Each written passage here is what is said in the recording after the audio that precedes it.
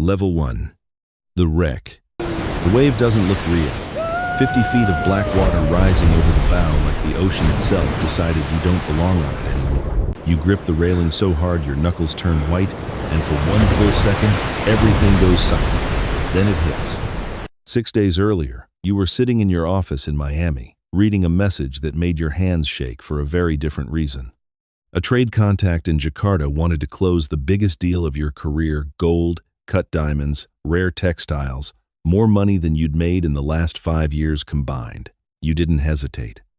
You called your captain, loaded your ship with everything valuable you owned, packed the cargo hold until it groaned, and set sail with a crew of 12 men who trusted you with their lives. For 4 days, the trip felt like a victory lap.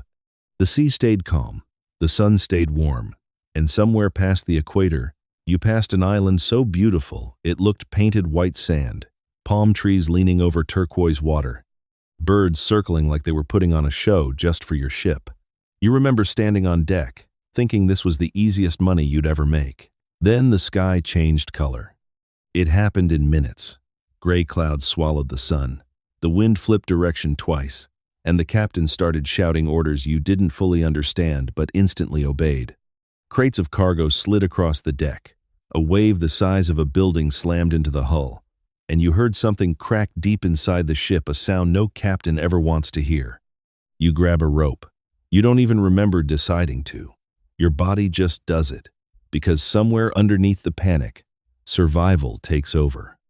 Rain hits sideways now, hard enough to sting your face, and the deck tilts at an angle that makes standing feel impossible. The ship tilts hard to one side, and gold bars you spent a fortune ensuring spill into the water like they were never worth anything at all. Men are screaming. One crewmate reaches for you, and you reach back, but a wall of water rips you apart before your hands ever meet. You go under. Salt burns your throat. Your ears feel like they're going to burst. You claw upward, unsure which way is even up anymore, until your head breaks the surface and you gasp in air mixed with rain. The ship, your ship, the one carrying everything you own, is gone. Not sinking, gone. Broken into pieces that are already disappearing beneath the waves, along with the crew, along with the cargo, along with the life you had 6 days ago. You don't know how long you're in the water. It could be 20 minutes. It could be 2 hours. Your arms stop obeying you. Your legs feel like they belong to someone else. And just when your body decides it's finished fighting, a wave picks you up like you weigh nothing and throws you forward. Sand. Under your fingers. Real, solid sand. You crawl until the water can't reach you anymore, and then you stop crawling because you can't do anything else. You lie there, soaked, shaking, alive for reasons you don't understand, staring up at a sky that has already gone quiet like nothing happened at all. Level 2. The hunger. You wake up to sunlight and the sound of your own heartbeat pounding in your ears. For a moment you forget where you are. Then it comes back all at once, the storm, the ship breaking apart, the men who didn't make it out of the water. You sit up too fast and your stomach turns. Your body feels wrong. Every muscle aches in a way you've never felt before, and your throat is so dry, it hurts to swallow. You look down at your hands and they're shaking, not from cold anymore, but from something deeper. Your stomach growls, loud enough that you almost laugh at how absurd it is you nearly drowned 12 hours ago, and your body is already demanding breakfast. You force yourself to stand. Your legs buckle once before holding. Looking around, you finally understand where the waves dropped you, a narrow beach wrapped around dense green jungle, with no buildings, no roads, no other people, just trees, sand, and water in every direction. Panic creeps in slowly, then all at once. You had a phone. It's gone. You had money, contacts, an entire life built on being the man who always has a plan. None of that means anything here. Out here, you're just a body that needs food and water faster than you thought possible. You walk the shoreline first, scanning for anything from the wreck, supplies, debris, anyone else who might have survived. You find pieces of broken wood, a torn piece of sail fabric tangled in some rocks, but no people, no crewmates, no answer to whether you're the only one left. Your stomach cramps hard enough to double you over. You haven't eaten in almost a full day, and your body is starting to understand this isn't a temporary inconvenience. This is your new reality, and it doesn't care that yesterday you were closing a multi-million-dollar deal. Today, the only deal that matters is whether you can figure out how to survive until nightfall. You check your pockets out of pure habit, the way you would after any normal day. A soaked wallet, a cracked watch, stopped at the exact minute the wave took the ship. No phone, no lighter, no knife. Every tool that made your old life easy is either gone or useless. And the realization sits heavy in your chest, heavier than the hunger. You think about your family for a moment, wondering if word has even reached them yet, and you have to force the thought away before it swallows you completely. Right now, thinking about home only makes the island feel bigger. Level 3. The search for water. The hunger fades into the background the moment your throat starts to feel like sandpaper. You've heard people say you can survive weeks without food but only days without water. And for the first time, that fact feels less like trivia and more like a countdown clock. You spot them almost by accident, a cluster of coconut trees near the edge of the jungle, their trunks leaning at odd angles, thick clusters of green coconuts hanging just out of easy reach. Your mouth waters at the sight, which feels ridiculous considering you've never once craved a coconut in your entire life. Getting one down turns out to be far harder than it looks. You try shaking the tree, which does nothing except make your already exhausted arms burn. You throw broken branches at the cluster, missing more times than you'd like to admit, until finally one solid hit knocks a coconut loose. It drops, bounces once in the sand, and you nearly tackle it like it's the last valuable thing left on Earth, because right now, it is. Opening it is its own battle. You have no knife, no tools, nothing but a jagged rock you find nearby. You slam the coconut against the rock again and again, your palms stinging, sweat mixing with the dry cracks forming in your lips. On the 8th or 9th strike, the shell finally splits, and warm coconut water spills over your hands. You don't wait. You don't think about hygiene or manners or anything you would have cared about a week ago. You tip it back and drink like it's the only liquid left in the world. It's warmer than you expected, slightly sweet, and it might be the best thing you've ever tasted in your entire life. You go back for a second one before your thirst fully returns, because you've already learned the first rule of this place: never wait until you desperately need something to start looking for it. The second coconut splits easier than the first, and this time you drink slower, letting yourself actually taste it instead of just swallowing out of panic.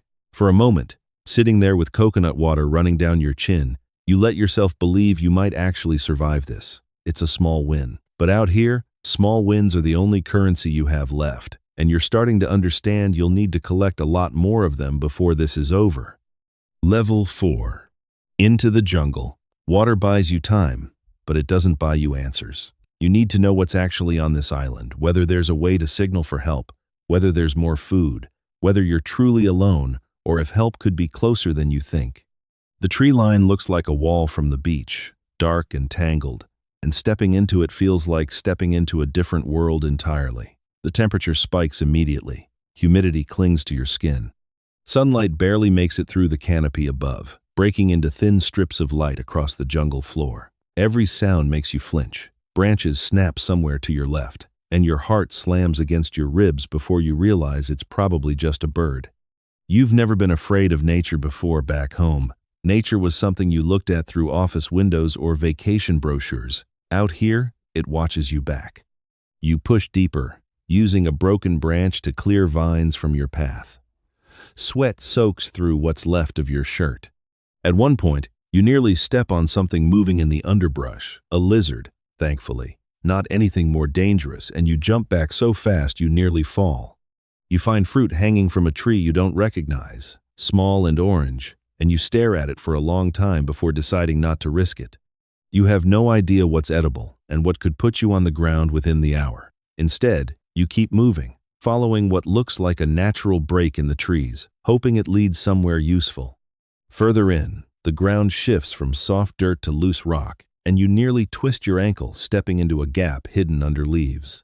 You catch yourself against a tree trunk, heart pounding, suddenly aware of how badly an injury out here would end things. Back home, a sprained ankle meant a few days off work. Here, it could mean you never make it back to the beach at all.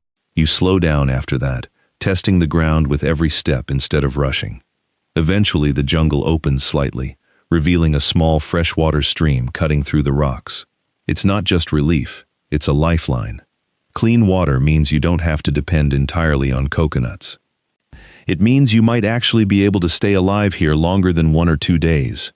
You kneel down and drink straight from it, cupping your hands the way you haven't done since you were a kid, and for a second you almost laugh at how far your life has fallen and risen again in the span of a single afternoon. By the time you turn back toward the beach, the light is already shifting orange. You've learned 2 things today. This island can keep you alive, and it can also kill you if you make one careless mistake. Level 5. The hunt. Coconut water and stream water will keep you breathing, but your body is begging for something more. Hunger has stopped being a dull ache and started feeling like a fist tightening slowly around your stomach. You need real food, and the ocean in front of you is full of it, if you can figure out how to actually catch any. You remember pieces of the wreck scattered along the shoreline earlier, and you go back to search through them properly this time. Among broken wood and shredded fabric, you find a length of metal rod, twisted but usable, and part of a fishing net that somehow survived the wreck fully intact. It feels like finding a weapon in a world that suddenly requires one. Wading into the shallows with the net feels clumsy at first. Fish dart away before you're anywhere close, and after nearly an hour with nothing to show for it, frustration starts creeping into exhaustion. You lunge at one directly with your hands at one point, more out of desperation than strategy, and end up soaked and empty-handed, sitting in knee-deep water, questioning whether you'll ever figure this out. Then you spot a small school moving through a shallow tide pool trapped between rocks, and this time you move slower, more careful, letting the net sink before pulling it tight. 3 fish, small but real, wriggling proof that you're capable of doing this. Fire is the next problem, and it humbles you fast. You've seen people start fires with sticks in movies 100 times, but doing it yourself is nothing like that. Your arms burn long before you see even a hint of smoke. You nearly give up twice before a small ember finally catches in the dry grass you gathered, and you feed it carefully, hands trembling with relief as much as effort. Cooking the fish over open flame using a sharpened stick isn't elegant, but it doesn't need to be. When you finally eat, it's the first real meal you've had in what feels like a lifetime, even though it's only been about 2 days. You eat slower than you expect, savoring something you would have completely ignored back home. For the first time since the storm, your body finally starts to feel like it might survive this after all. Level 6. The first night daylight starts fading faster than you're ready for, and you realize you have no plan for what happens after dark. Back home, night just meant turning on lights. Out here, it means losing your ability to see anything coming. You gather what you can: broken branches, large leaves, pieces of sail fabric from the wreck, and lean them against a fallen tree near the edge of the jungle, close enough to the beach that you can still hear the ocean. It's not a real shelter. It's barely more than a lean-to held together by desperation, but it's something between you and whatever's out there once the sun disappears. The moment darkness fully sets in, the island transforms completely. Every sound you ignored during the day suddenly feels enormous. Something rustles in the underbrush nearby, and you freeze, holding your breath until it passes. Waves that felt calming this morning now sound almost threatening in the dark, endless and heavy. You keep the fire alive as long as you can, feeding it small pieces of dry wood, partly for warmth, but mostly because the light makes the darkness feel slightly less absolute. Every time it dims, your chest tightens. At one point, something heavier than a bird moves through the brush not far from your shelter, slow and deliberate, and you sit frozen, with a burning stick gripped tight in your hand, ready for a fight you have no idea how to win. The sound eventually fades into the distance, but sleep feels even further away now than it did a minute ago. Sleep doesn't come easily. Your mind keeps replaying the storm, the sound of the hull cracking, the crewmate's hand slipping out of yours, the ship disappearing into black water like it was never real. You wonder if any of them made it. You wonder if anyone even knows your ship is missing yet. Eventually, exhaustion wins where comfort couldn't, You drift into a shallow, restless sleep, waking up every time the wind shifts or the fire crackles too loud. But somehow, you make it through the night. When the first gray light appears over the water, you realize something that surprises you. You survived. One full day and night, completely alone, and you're still here. Level 7. The waiting days start blending together after that first night. You lose count somewhere around day 4, so you start carving lines into a piece of driftwood, just to keep track of time slipping past you. It becomes a strange kind of ritual, proof that time is still moving, even when nothing else seems to change. Your routine settles into something almost mechanical. Water in the morning. Check the shoreline for anything useful. Fish in the afternoon if the tide cooperates. Feed the fire before dark. Repeat. The tasks keep your hands busy, but they do nothing for the thoughts that creep in the moment you stop moving. Loneliness hits harder than the hunger ever did. There's no one to talk to, no one to confirm you're not losing your mind, no one to tell you it's going to be okay. You catch yourself talking out loud just to hear a human voice, even if it's only your own. Some days bring hope. You spot birds flying in patterns that might mean land is closer than you think, or you convince yourself a shape on the horizon is a ship, only to realize it's just a cloud sitting low over the water. The disappointment stings every single time, but somehow you keep watching anyway. One afternoon you swear you hear an engine somewhere out past the reef, and you sprint to the shoreline screaming until your throat burns raw, only to find empty water in every direction. You sit down right there in the sand afterward, too drained to even feel embarrassed, wondering if your mind is starting to invent things just to give you something to chase. Other days bring doubt so heavy it's hard to move. You think about your old life, meetings, deadlines, the deal that was supposed to change everything, and it all feels impossibly distant, like it belonged to someone else entirely. You wonder if anyone back home even knows to look for you, or if your ship simply vanished into paperwork and insurance claims while you're still out here breathing. You don't let yourself fully give up, but you stop pretending rescue is guaranteed. Instead, you focus on staying alive one more day, and then the day after that, because right now, that's the only plan that actually matters. Level 8. The signal. It's late morning when you see it, a shape on the horizon that doesn't disappear the longer you stare at it. Your heart jumps before your brain even fully processes what you're looking at. A ship, not a cloud, not your imagination playing tricks again. An actual ship, moving slowly along the horizon line. You don't think, you run.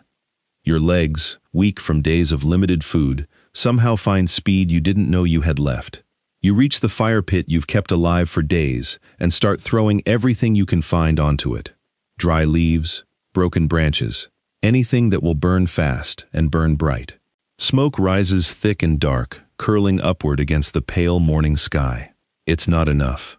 The ship keeps moving, and for one terrifying second, you think it's going to pass right by without ever noticing you exist. Your throat tightens with something between panic and grief. You strip off what's left of your shirt and wave it over your head, screaming until your voice cracks, even though you know they're too far to hear you. Then the ship slows. It's small at first, barely noticeable, but the angle of the hull shifts. It's turning.